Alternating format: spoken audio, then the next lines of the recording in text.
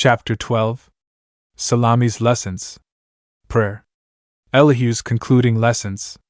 Sums up the 3 years' course of study. The pupils returned to their homes.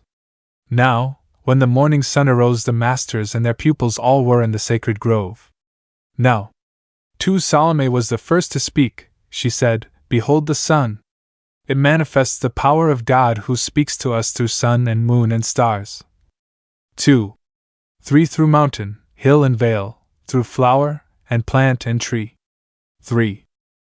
4. God sings for us through bird and harpsichord and human voice. He speaks to us through wind and rain and thunder roll. Why should we not bow down and worship at his feet? 4.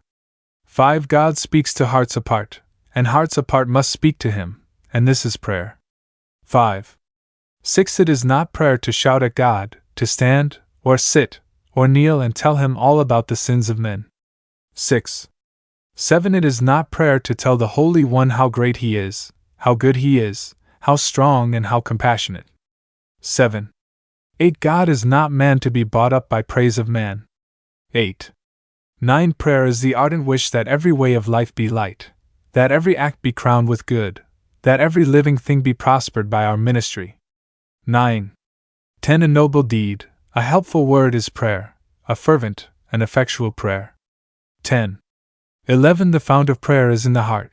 By thought, not words, the heart is carried up to God, where it is blessed. Then let us pray. 11. 12. They prayed, but not a word was said, but in that holy silence every heart was blessed. 12. 13. And then Elihu spoke. He said to Mary and Elizabeth, "Our words are said. You need not tarry longer here. The call has come. The way is clear. You may return unto your native land." 13. 14. A mighty work is given you to do. You shall direct the minds that will direct the world. 14. 15. Your sons are set apart to lead men up to righteous thoughts, and words, and deeds.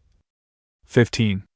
16. To make men know the sinfulness of sin, to lead them from the adoration of the lower self, and all elusive things, and make them conscious of the self that lives with Christ and God. 16. 17. In preparation for their work your sons must walk in many thorny paths. 17. 18. Fierce trials and temptations they will meet, like other men. Their loads will not be light, and they will weary be, and faint. 18. 19. And they will know the pangs of hunger and of thirst, and without cause they will be mocked, imprisoned, scourged. 19.